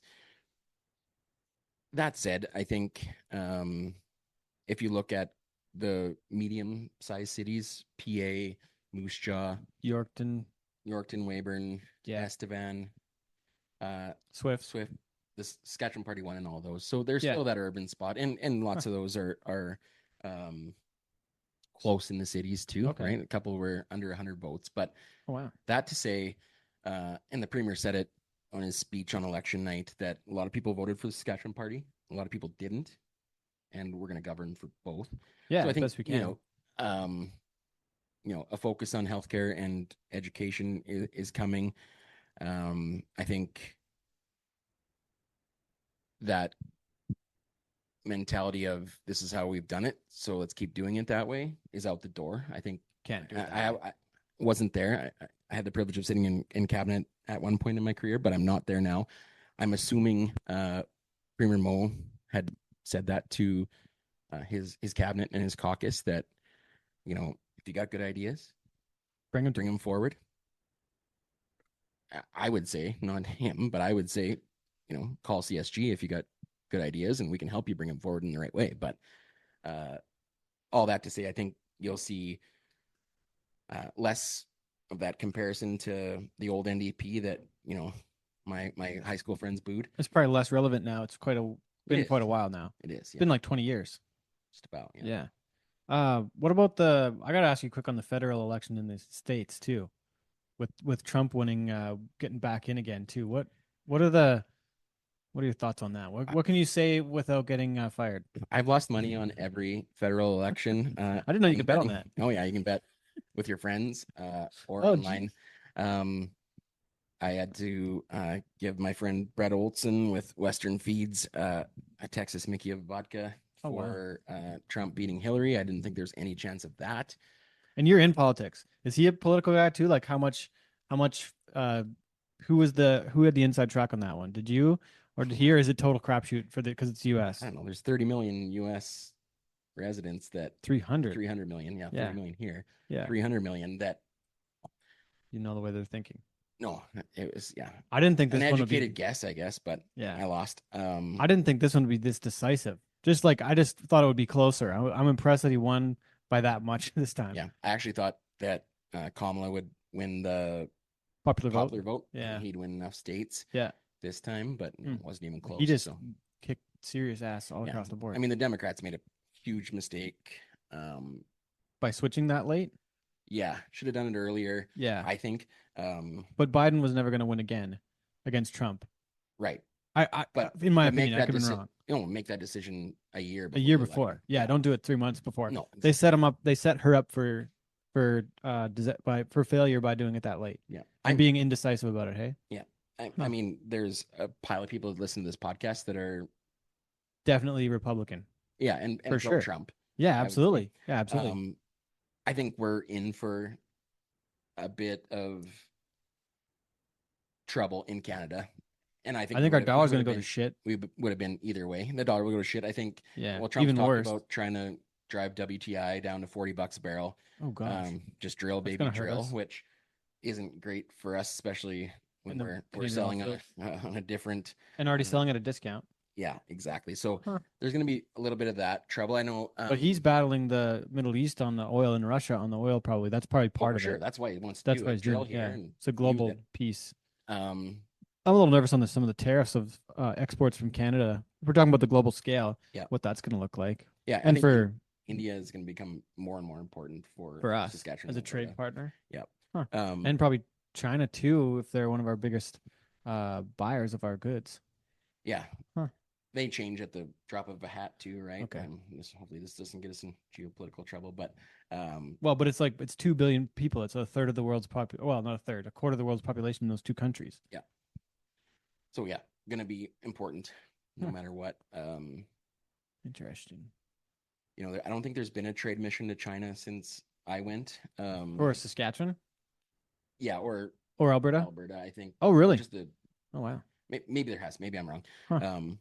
Just the geopolitical side of things is tough, but it's interesting to talk like on this big scale. It's this is cowboy shit and we're kind of talking in the rodeo world and everything, but we're kind of going a little off topic today and from the rodeo world, but everything's connected in some way. We were supposed to go to China with the PBR in 2014, I want to say. We had a whole tour planned. We were supposed to go over there. They flew the bulls up from Australia and there was Chinese communist red buck and shoots. Like they were very, very bright red buck and shoots. Like everything was really set up and they were training the guys over there. And I was supposed to go for 2 months for an entire August and September or something to go over there for a long time. So I would love to see it happen. I was hoping to go and, you know what I mean? Just to get that many a billion potential people to watch our sport or go to have a bull riding event, and we were supposed to go to Qingdao and another place, but it was like Up north, maybe Harbin I forget now, but it was gonna be pretty epic to go see it and or Shanghai. show it to a new. Yeah, I think we were supposed to go to Shanghai too, but Probably. yeah, it was gonna be a pretty epic trip to go and show bull riding to that many people and do. We were supposed to do like 3 shows a week or something, and Yeah. I wish it would have happened. I would love to go make it happen again. But anyway, sorry, another Yeah. sidebar. Um, There's definitely a when- lot of rural stuff, rural parts of China that people don't really realize. It's not all just cities and yeah, we went to And- Beijing, factories. and it is like you expect from the airport. There, it was gridlocked the whole way. Yeah, Um, people everywhere. But it's like, what is it, like a 30 million person city? or 40, I think. 40, like it's humongous. But then we flew from there up north, and I think he's still smoking the planes there. Oh, really? We went up to Jeez. Harbin, which is just south of the Russian border. Oh, wow. Very like Russian architecture, and it was. We went to some farms with Mosaic and others that are selling potash there, Nutrien, and very much agrarian, and Well, they got to feed all their own people and then some, yeah, right? Like they probably don't export really any of their food in China. I'm just We'll making an never- we'll never assumption. know, but I Yeah. assume not. Assume not. They got to feed their own people. Yeah. Dang. That's wild. What about the? So that's why Sorry. companies like Mosaic and Nutrien are helping them grow more from each acre, right? That's why they're important. Their yeah. potash is so important. I see. And especially India, you mentioned, I remember you mentioning that before, where they have to make more use of their current farmland. Well, even like I had the thought too. I was just somewhere, Edmonton. I was in Edmonton on Friday and drove to Drayton Valley and went and took a route that I hadn't been on in quite a while. So it was kind of used to be like the back road way Yeah. from Drayton to Edmonton on Highway 627. So it's kind of like goes by the mines. It goes Yeah. by the coal mines, Keep Hills, Genesee, like that kind of that Yeah. road. And it comes out at like Lessard Road in the southwest part of Edmonton. Okay, yeah. And I hadn't been on the north-south part of that road in a long time, that like little connection. I just went other ways or whatever's going on. But I was like, holy shit, this all used to be farmland and it's all houses now. Right. And it got me thinking, I'm like, the urban sprawl and even around Calgary too. Oh yeah, my The amount of- woman lives in Oaks, yeah. It's pretty much you got like There's barely any 3 miles, separation. 3 Yeah. miles, I think, when you go up the hill there. But a lot of that used to be farmland. It made me think like, what's the global look at the loss of farmland and like how many acres are going away? Although I wonder how many of acres of bush get cleared for new farmland. True, Like yeah. I know that Brazilian Amazon, I've read a lot about that, where a lot of that gets cleared, but they don't want to lose the Amazon, but we also need the space to farm. So like I wonder how much of that comes up on the political side of things now. That's the environmental impact, I guess, is part of Right. it. Well, I mean, when we were Interesting. growing up, it was called the breadbasket, and you can look south here Yeah. as far as you can see, and it's farmland, farmland. right? Yeah, all the way to the border essentially. Yeah, And then So- across the border, all the way to probably Omaha. pretty much. Yeah. So Yeah. I think they're not making more of it. We all know that. Yeah. But it's here. Well, clearing a bit, maybe, but yeah, probably we're- not a we're lot. probably losing as much as as we're we're gaining. we're I losing would more than imagine. we're gaining. Probably. I don't know. Anyways, Um, sorry. yeah. Sidebar. We got a lot of stuff going on here. Yeah. But you know, cattle prices are good. Yeah, best Um, ever. Some places. Yeah, I think. Yeah. Kind of everywhere. Mhm. So I don't see a monumental shift in that. There's going to be urban sprawl and land prices are going to go up. So Mhm. we should buy some. But food security is going to continue to be important, and that's what the governments of Alberta and Saskatchewan and others are focused on, and I think that's going to continue to be important. Let's go back to the roping side of things. Yeah. I had one note though. First, volunteer firefighter. I forgot that you were a volunteer firefighter. That's kind of in the area out here, and it's probably a very rural thing for you. But I just wanted to make sure we talked Yeah, about that a sure. little bit. I thought it was kind of interesting. Yeah, Vibank, it's I think 18 kilometers Back to the southeast, east of here, yeah, Yeah. down the highway. Highway 48. You bet. Yeah. I joined shortly after we moved here. I think we've been here just over 8 years. Didn't really know anybody in the area, Mhm. so joined to meet people and Okay. hopefully Help help out people. when right? needed. Yeah. It's important to be part of the community, and yeah, we put out some fires. This highway's been pretty busy. We were actually supposed to have some training today Mhm. on motor vehicle extraction. Okay. Uh, That's getting people out of vehicles, right? it is, yeah, like and the- accidents, and there's been a few yeah. accidents, which is tough, and it's Hopefully it's not people the you worst know part, super often. worst part of the job Yeah. is that side of things. But yeah, the Vibank Volunteer Fire Department, we about a year ago, I think it was, we were down to 9 members. Oh, geez. That's not very many. No, and And you got to be on call for a certain amount of time, likely. we're Or a always couple on of you. call. Yeah, like You if all- this oh. if this went off right now, You it's have got to a go. different ring, then yeah, Oh, geez. you'd be It'd talking be to one of the kids Yeah. or by Fun yourself. pause. But yeah, super important. We do important work. Went from 9 members to 23. That's what I was saying. Oh, okay. Well, Did like a recruitment drive, and if you didn't know, Dustin Edwards was a huge part of volunteer firefighter back in his area, Big Valley, for oh, awesome. I want to say for a long time, like a big part of his life. I want to say like probably 15 years worth. That's awesome. We've got the Enbridge line 3 is right like a quarter of a mile this way. Yeah. And TC's line is there too. So they've Yeah. been very supportive too, Big both pipelines. Enbridge and Yeah. and TC Energy of the department. Yeah. You know, If anything happens with that, do you guys got to go help out with that? I don't know how they've it got their works. own crews Okay. mostly. You know, we'd probably be on traffic control type Yeah, yeah. duties. But like they've been very good on the grant side to make Okay. sure we have what we need, Funding and especially with gear. these next, yeah, we added those 14 or 15 new members Yeah. and received grants from their community fund Okay. to suit them up. And Oh, yeah. I think TC gave us, we've got a command truck, like a 3/4 ton gas Dodge. Oh, perfect. They gave us and deckled for us. And Right on. yeah, just great companies that understand out. why small towns are important. Okay, we got to go back to the roping side of things. Yeah, though. right. Okay, so we talked about a few different things, but where do you want to start on the roping side of things? So I just I'll leave you think to it. the team roping in Canada has progressed so much over the last, call it 20 years. I think.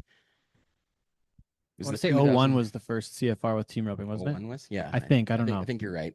It was 2002 when Murray and Rocky were Olympic champions. Yeah, Salt Lake City. You bet. You know, it's just come so far. We've had world champions from Canada. There's going to be more. There's going to be more NFR qualifiers, but there's going to be champions too. You know, whether it's the Graham brothers, they were so close this year. Just a couple. Not far off last year either. Yeah, just a couple tough goes, but they're going to keep going.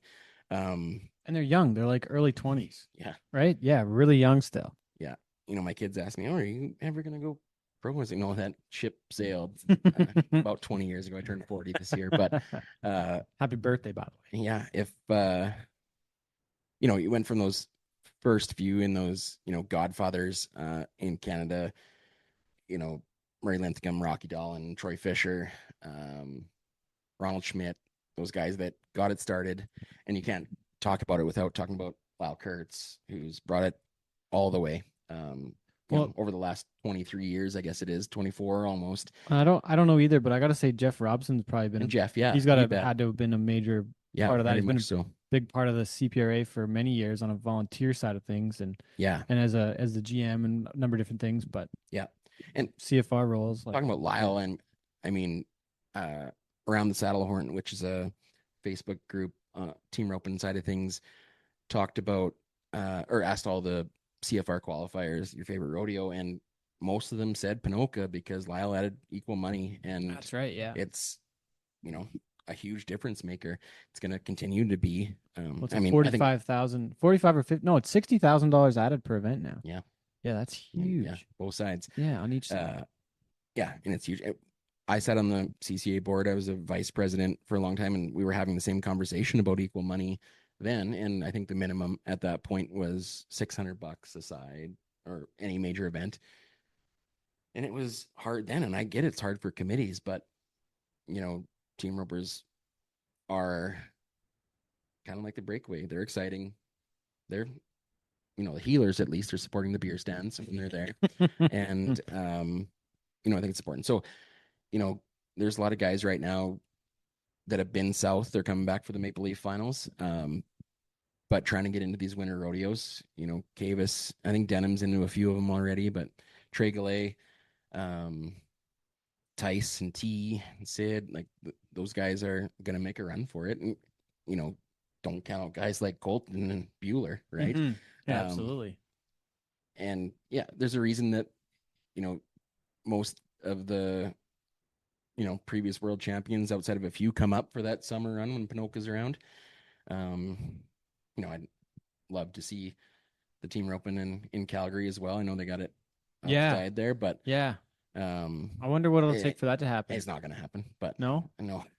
I think Winston would roll over in his grave if it did. I wonder though, because I wonder what the, what the changes coming for Calgary might be, because one of the things with the Stampede, and I think they did a nice job of including the novice still in certain pieces, like making it kind of one day with the novice bareback, one day with the novice bronc riding, steer riding was in certain spots, but there's probably still space for some change at the Stampede in some capacity. I don't know what it would look like, but it'd be interesting to see the breakaway in that arena. It'd be but there's two now, so which one's going to take precedence? And then what is it counts for the PRCA standings right now, but it's not a full rodeo. And if the breakaway becomes a full event, like I wonder, I'm just speculating. I'm totally speculating on what might happen. But on the other side of things, they still are paying 50,000. So I wonder if and when that becomes 100 again, or what it looks like. Because previously, before all the COVID kicked things back, they were looking at what the next step was back then. But they haven't got back to being, as far as I know, and I could be wrong, but they haven't got back to being a $2 million rodeo again yet either. No, I don't think they have. Yeah. I think. And they definitely, I know that they had a big hole to dig out of, but I want to say we're post-COVID enough maybe now that we can, with the new BMO up and running, I feel like there's probably some revenue coming back now again, but I don't know. Yeah. Curious to see what happens there. I mean, we have our Stampede party every year, so I've true. been for the last, I think, Few years. 3 or 4. Ted didn't make it last year. I had the wrong asleep on the day, couch, didn't I? but yeah. I think I just totally the wrong day, or it was over top of bull busting or something. Like, I don't know what happened. I also was Anyways, going through some shit. I'm sorry about, I was a bit busy that week. no worries. But that said, it seemed busier than it has for the last few years this year. We try to take our staff at CSG. There's, I think, 16 of us altogether, or maybe 18. Take them to the rodeo, and they become fans. I think the breakaway fits really good there. It can't. It's easy to understand too. Yeah, it can't. No offense to team roping. Team roping is easy to understand too, but they have so much backlash on the animal side of things, being in downtown Calgary. But I mean, the other side of it though is that when there's a good run in the tie down roping, the crowd cheers. There are rodeo fans at the Calgary Stampede that understand the rodeo. Yeah, there are people that go to the rodeo every year that live in Calgary, and there are a lot of people that travel to go to the Calgary Stampede. But I'm quite surprised by the amount of Calgarians that support the rodeo and truck wagons every year. Oh, for There's sure. more. When I thought it was like 90-10 back in the day, where it was 90% tourist Right, like an event. crowd. I was wrong with that, because there's a lot of people that are from Calgary that go to the Calgary Stampede or the area that go and watch rodeo and are fans of the rodeo. Yep. More than I realized. Yep, I agree. And So, that's sorry, go ahead. part of, I don't want breakaway to replace tie down roping. I think No, that's I agree a with you staple on and that. important. Yes. And it's part of our heritage too. I think that It is. part of, if we're going to talk, I'm not trying to make things up here, but if we're going to talk strategy, I feel like the strategy for the Calgary Stampede needs to be a little more firm. And I'm making this up here again. I'm not I'm not saying what's going to happen or what should happen. Right. But in my opinion, I think there should be some more strategy towards, no, we're not taking away the calf roping. We're not taking away the chuck wagon racing. We're going to go back to 4 wagons. That's how it's supposed to be. Of course, there's the numbers and the stats and the spin on this and that, and there's less injuries maybe on the horse side of things with less animals, but there's going to be less because there is less. If you take something out of it, you're obviously going to go down. If you go down to 2 wagons or 1 wagon, you're going to have less horse injuries. It's unfortunately part of the sport partially, but if you want to go to the other side of it, those horses are all off the racetrack that didn't have a future otherwise. And then in the chuck wagon racing side of things. So I think there's got to be a little more of like pushback and like, no, this is what we're going to do. This is our heritage. We're not going to back off of the Western way of life and what we do. Right. This is agriculture. This is how these things are in the West. And, I'm sorry that it might hurt your feelings on parts of it, but also if you don't like it, you don't have to support it. We can have a difference of opinion and maybe not, Sure. I just think there should be a little more pushback Yeah, on and I think we're going to do Calgary's this. taken a ton of steps on the animal welfare side. There's veterinarians there for Absolutely. in each barn in the Absolutely. stock wagon racing, and Yeah. and a good friend of mine, Sean Francis, is a stock guy for the rodeo, has been for as long as I've known him, 25 years probably. Those bucking horses and bulls get looked after better Absolutely. than most Most food ranches dogs. outside of Calgary. Most dogs in people's houses. Yeah, If you want to really compare it, there's those animals are probably treated better than most house pets Oh, for sure. and most the humane societies. I bet you that we treat our animals better than a lot of the people that are giving us shit. And are they going to go back to 4 chucks? Probably not. Probably not, But unfortunately. You can see, I think you do the tarp raffle or the tarp auction. I've been most to it. years. I haven't Yeah, been done it for the last been bit. part of it the last couple of years, but I'm around a lot of Stampede stuff and Right, and probably will be more of it's this still, coming year. yeah, and it's still, very popular. Absolutely. Hugely popular. I think unless Trump Still does, the most well-attended event of Stampede is the chuck wagon racing Oh, and the for night sure. show. Yeah. Yeah. It's better attended than the rodeo. So I think, you won't see changes the other way, but I think you're right. We got to hold on to what we believe in. Which is what it was founded on in 1912, which is kind of crazy that it was the last, what they called the last great stampede in 1912 and then again in 1919, but that was what they were trying to do back then. And I think maybe going back to some of that, actually, so Bree mentioned to me the other day that one of the new marketing campaigns that they just came out with was that agriculture is for every culture, because Yeah. without agriculture, we wouldn't be, that's where our meals come from, Right. folks. Agribition does a good job of that too. Yeah. There's, I'm not sure, just because it's July, it doesn't work for Calgary, but Yeah. there's school bus after school bus that comes in, and it's Yeah. figuring out where your food comes from. Well, and that's Aggie Days for Stampede. So they have an entire whole event called Aggie Days, which is Okay. full of school kids, and that was an event I did for a number of years as a music guy. We would go and do Aggie Days every April. That was kind of the Yeah. timing, and now the tarp auction is at a similar time, I want to say. But yeah, school bus is like we filled the Nutrien Event Center, like Yep. 2,500 people with school kids every day at like noon. That was the kids' lunch hour, was to watch the rodeo, right? Right. Like, and that was Yeah. a Stampede piece that cost them a lot of money. Like that's Right. Convention rodeo type. yeah, thing. exactly. Yeah, they're like hour-long kind of show to teach kids about egg. But there's animals all on the entire underneath. Like there's sheep and there's pigs and there's goats and there's Right. chickens and cows and and horses. Like it's where your food comes from, kids. Like this is how this works. Yeah, and that's what Kids that don't know Agribition anything does about it. as well. Yeah. I remember, probably being in grade 5 in Weyburn, and we took the bus and went to Agribition. for the Really? day. No way. That's a hell of a field trip. Yeah, it was awesome. And they had a cow that they cut kind of in the loin and you could look through and see guts and, lots of stuff like that. And they do it in Brandon too at their winter fair. That's super important as, there's more and more new Canadians, but Canadians that live in urban centers. And it goes back to that, perceived rural urban divide. Yeah. There's a reason why, we're burning diesel out here to get those peas off or that canola off, because people around the world need fed, and that's food security spot. And I think federally we've kind of lost that piece of it. Support maybe. Yeah. I think Polyev will be the next prime minister, and hopefully there's more of that. After Boissonneau had to step down from cabinet, there's nobody in the federal cabinet from Alberta or Saskatchewan. Holy. We didn't elect any liberals here, but Yeah. you guys got a couple. Yeah. But Thanks a lot, Edmonton. but there's nobody representing these Western two provinces, values. which is Wow. difficult. Okay, so I got a message from JP Veach back in the spring, back pre-Stampede. Yep. I don't know if I told you this, I don't think but he was like, "Hey, can you get me a buckle made for Pierre?" I needed to say "axe the tax." So I couldn't get it done with Montana in time. So I called Craig Becker. I was like, or I gave JP Craig's number. I was like, hey, Craig's an Airdrie. He can probably do this on short notice for you because he gave me like 2 weeks. But I got him hooked up with Craig, so he made a buckle for Pierre for the parade, Calgary Stampede Sweet. parade. It said Axe Attack. So I thought you'd be happy to hear that Pierre's Yeah. got a buckle that says that.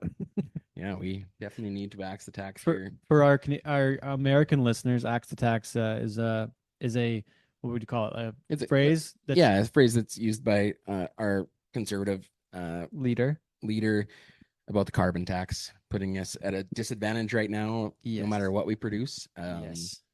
Thanks a lot, Trudeau. Yeah, It's very and, helpful. Yeah. What about- Yes, rule number 1 is going to be Axe the tax. So hopefully in the spring we'll be cutting that sucker. Yeah, no, there's been- axing it. It's not we're not cutting it. We're axing it. We're In, really getting rid of it. I saw Trudeau's announcement. Everybody's getting $250 check if you make under 150 grand a year. Oh wow. It's coming out in April, so I'd expect an election shortly after May? that. But Wow. You can't buy the could be votes the there. fall. Oh really? That'd be the last Oh dear. option he has. But Oh dear. Meat gets his pension. I don't think that's actually the reason, but he gets his pension in April or February. I can't remember. Really, like does he have to retire? Is that what you're saying? No, but he'd qualify for his full pension Really? sometime in the new year. I think it's February, maybe. But I did appreciate Premier Moe's response to Jag Meats trying to tell him what to do about Saskatchewan. right, He's talking out of two sides of Yeah. his mouth. That was yeah, we just ran an election. Scott said, and our premier said, and here's what we got elected on. So we'll do that. And if you want to cut taxes, stop supporting the carbon tax. from federally, yeah. Yeah. What else for this week? What else do people need to check out at Agribition? There's the 25th edition of the Beef Supreme going to be later on in the week. Yeah, I Probably was the Saturday. I forget what day it is, but I think it's Saturday. Yeah, sounds right. The cattle show, similar to what we're talking about at exports, this brings in people from all over. The guy that dropped me off at your house said last year he had people from almost every Canadian province.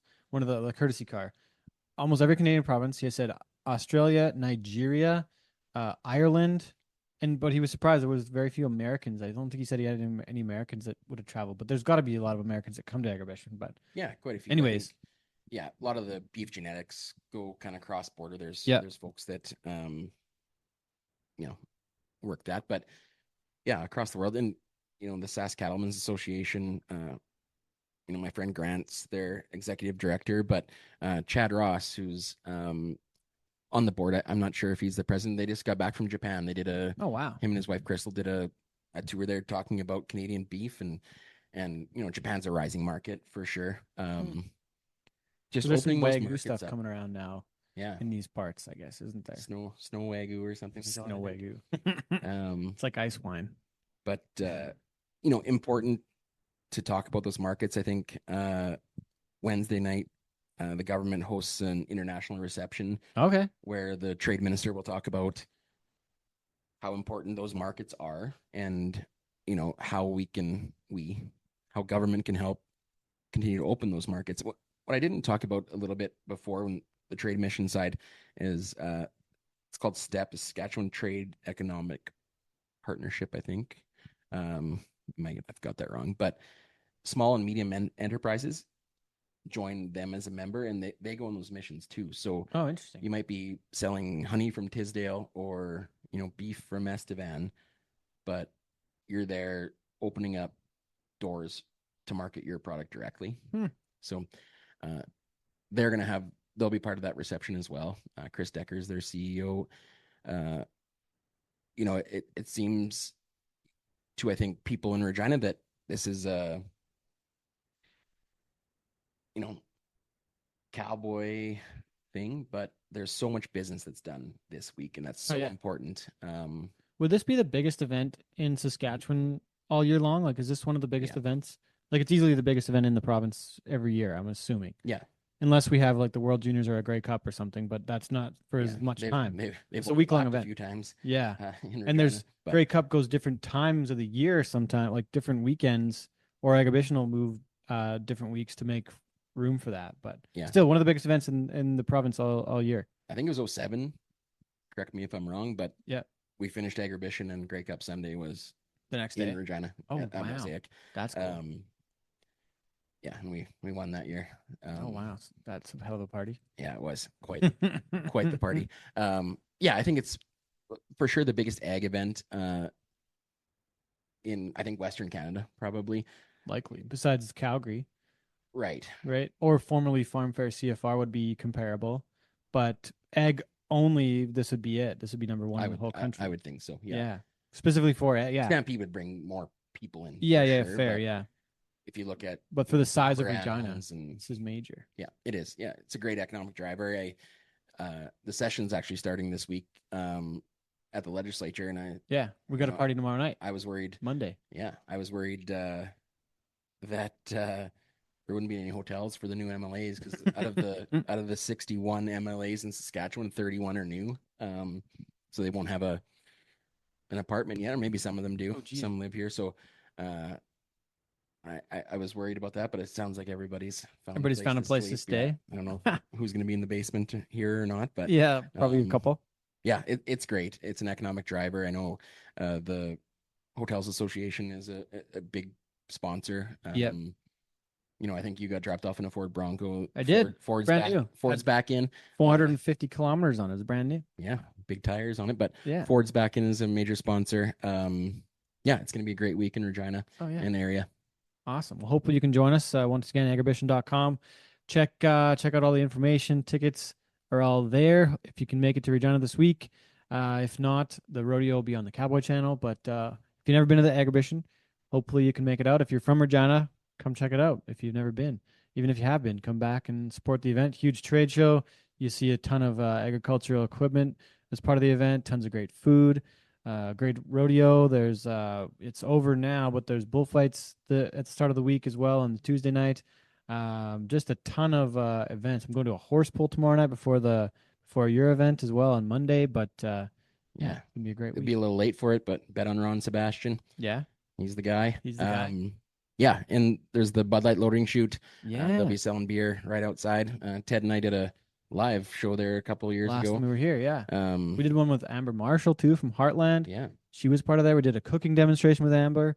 Remember Wasey spilled all the French toast dough when we were making that. so yeah, So, stop by anyways. for a beer and clam or Yeah. Paralyzer, especially. Agribition Paralyzer. I'm You gonna see bet. how many of those I can take this week. But You won't beat Wasey. great. Yeah, I think he did 50 that week, and I think his guts were in bad shape for quite a while after that. But He's lactose intolerant now. yeah. Graham, give a little plug for CSG as well. Sure, where you we can look find us the up info. Online, CanadianStrategyGroup.com. Yeah. We got offices in Vancouver, Yeah. Calgary, Edmonton, and here in Regina. Yeah. Great partners. You want to reach out to us, just, get a hold of Ted and get Yeah. a hold of me. We'll get you connected. Yeah, we can figure out what's ailing you. Absolutely. Okay, well, thanks for the time, Graham. Don't forget, the drink don't need no mix. What the hell is this? I'm trying to get fatty, baby. This won't get me lit. The drink don't need no mix. I need more than this. I'm trying to get fatty, baby. This won't get me lit. The drink don't need no mix.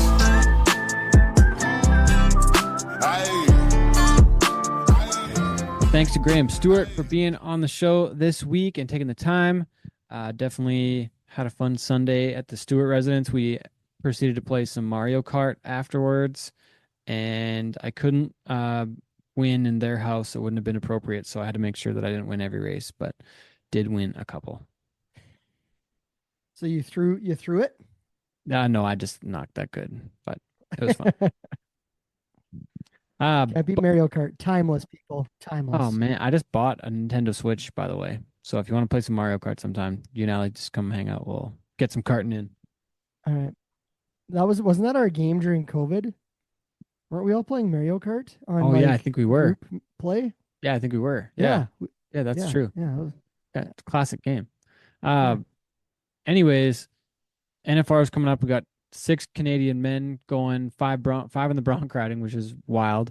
And then Scott Ginther makes it, just cruises in the last spot from like a 2-month run at the end of the season. Yeah. Yeah. And then Jake Gardner and Oren Larson just barely miss it by like less than 2,000. Jake misses by like 1,000, like $1,200. Could have been his first NFR. Oren would have been his like 9th or 10th, which is almost the most ever for Canadian bareback riders. Well, and his was Uh, a consecutive streak too for Oren that yeah, finally broke. I think he had 9 in a row. Yeah. So Yeah. toughest event on your body too. Like to make the NFR 9 years in a row on the bareback ride and then just get totally, like you get demolished all year long. That's where you make your money. So it's a little And tough to not make and that. he missed a bunch of the season at the start too, so he was kind of Yeah, playing catch up behind. the whole way through. And then our breakaway ropers, Kendall Pearson, Shelby Bosley, both back at her again too. So gonna be a great week. I'm curious. I hope that the breakaway in Phoenix goes really well and Scottsdale goes really well this week. The $1 million breakaway, that'll be a big event. Gonna go awesome. And that money Kimes was offering to put the breakaway ropers in the perf at the NFR, but they declined. So instead That's wild. instead they're having $1 million breakaway in Scottsdale on its own. But hopefully that event goes really great, and hopefully those girls can make it in the perf at some point. Could be a bit of a format for a lot of shows that, if the NFR can run off a perf in 2 hours and 15 minutes with all 7 events and 15 in every event, people might realize that it's possible. Maybe we'll see some changes. We talked about that at some point, but there's no consistent format with rodeo, and that's how that is because everybody The only puts on their own thing show. that's consistent is we're inconsistent. Yeah, good point. And I read an article today about that actually too, Dustin. We talked about that a little bit where, what's rodeo's kind of breakthrough with Teton Ridge acquiring the Cowboy Channel after Patrick Gotch passes away this year. There's, what does the future look like? I wonder what that ends up being. The TV products. I think we've had a couple conversations with different people. But I think we talked to like Jeff Metters last year, kind of like after the NFR, maybe just before or something, and he talked about how they could have like a tour maybe of like 30 rodeos that are made for TV with a real production, because as much as it's great to have every rodeo's fucking live in-screen production, it's not a TV production. If you just followed the fucking screen at the Oilers game, nobody would fucking watch the NHL or watch the No. Flames or watch the Stanley Cup playoffs. It was a fucking in-arena feed. I'm It's sorry, but it's not a it's, TV product. I know people are like, "Oh, it's great to be able to watch what's happening and wherever," but it's trash. And I mean, I'm on the other end of it. I got a mic in my hand, trying Yeah, to it's announce hard. to 500 people that paid money to watch. And when you're watching it on the screen, at times there's so many things that are out of context or don't make sense. Or Yeah. Or if you're I working with knew- a clown that's not on the when screen. when I was broadcasting on the Cowboy Channel at CFR is 1,000 times different than when I'm announcing to a live crowd. Absolutely. And to have that put out to the world, I just think is a really poor product at times. Yeah. And yeah, it's not consistent and shouldn't be out there. I But- know I understand we're getting the product out, but it's not well done. Yeah. So I look forward to seeing what kind of changes become of that. And, with Teton being this tight in with the PRCA, I wonder what the American looks like in a year or two. What that ends up being, to have Post Malone there this last year when he's kicking off his country music career. Like we're at a big intersection here where things could go in a real great way. So hopefully things go the right way. But man, we gotta talk about the NFR too, because I totally forgot we have a booth down there. So come see us at the Rio. Gonna have a whole setup with a bunch of brand new stuff that hasn't even been released to anybody yet, really. So that'll be neat to see. And hope to see you all down there during the NFR at the booth at the Rio once again. You can find us, give us a shout, find us on the social medias. But we've got some brand new stuff we're gonna show off there. And yeah, gonna be a great week, Dustin. Yeah, I wish I was going to be down there. Not going to make it, but got a great show lined up while you're there. It's going to be really cool. I'm Mhm. excited to see the Bronc Riders every night Yeah. and see what Scotty can do. So I the think girls? that I think we could see a Bronc riding gold buckle. I think we could see another maybe new world champion in that group. Not ever going to bet against Zeke Thurston, but that's a good group of guys there that could win a ton of money. And then in the breakaway roping as well, I'd love to see one of the girls bring home a buckle as well. So Be awesome. there'll be lots to watch if you're Canadian, and the Canadian stock down there as well represented again. So Absolutely. Yeah. And Tyler Kraft in the arena as pickup man once again. So yeah, gonna be a great national finals in Vegas, and I hope to see you all down there. Dustin, you got anything else? You got a big week coming up here. The Roughneck season is almost upon us. Yep. And you got a big fan fest coming up, and then the teddy bear toss on Sunday. You get to count about 20-some thousand teddy bears. Yeah, I'm the official teddy bear counter. If you're coming to the Hitman teddy bear toss, On big Sunday. roll. So come join us Sunday. We got a Roughnecks Fan Fest on Saturday. So yeah, just lots happened in the sports world. Season kicks off for them next week. So yeah, Awesome. busy times. Awesome. Okay, well, kick ass out there, Dustin. We'll catch up with you in another, 10 days, 2 weeks kind of thing. Sounds good, buddy. Okay, see you, brother. Thank you. All right, everybody. Thanks for tuning in. Thanks for listening. Once again, this is Cowboy Shit. I'm Ted Stovin. He is Dustin Edwards. Thanks to our editor, Sean Morton, and as well as Claire Sunchins on the social media and the clips and the editing. Hey, we appreciate you listening. Make sure to save our show and share it, and check out cowboyshit.ca. We have figured out another plan for shipping instead of Canada Post. So sorry to all the postal workers. But we need our mail, folks. We're going to have to get that shit rolling again someday, please. And it's going to be Teddy in a van. Just It so might everyone be. knows. Yeah, There's no the shipping secrets. thing is me driving around in a van, hucking your box of stuff onto the porch. Surprise, it's me.